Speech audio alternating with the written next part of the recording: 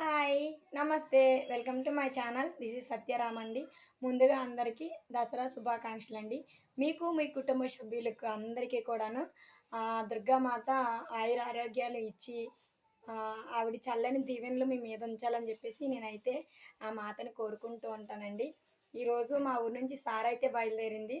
ఆ అమ్మవారికి చాలా రకాలుగా ఉన్నాయండి.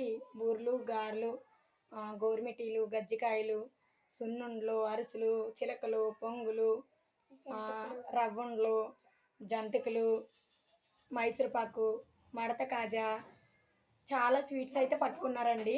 ఇక ఈ స్వీట్స్ అన్నీ కూడాను అమ్మవారికైతే అర్పించడానికి మా ఊరు నుంచి అనుకున్నారనమాట.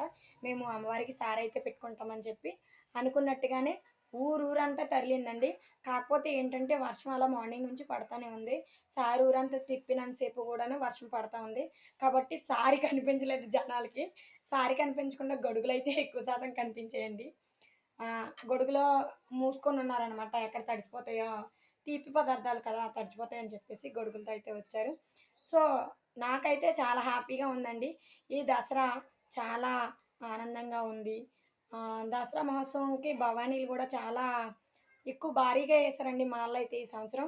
కాబట్టి ప్రతి ఒక్కరిని ఆ చల్లని తల్లి, చక్కని తల్లి, వరాల తల్లి ఆవిడ చల్లని దీవెనలు ప్రతి ఒక్కరిపై ఇలానే ఉంచి, ప్రతి సంవత్సరం ఆవిడని మాలేసుకొని, ప్రతి సంవత్సరం ఆవిడి ఇంటిల్లిపాదిని కాపాడాలని నేనైతే మనస్ఫూర్తిగా కోరుకుంటున్నానండి.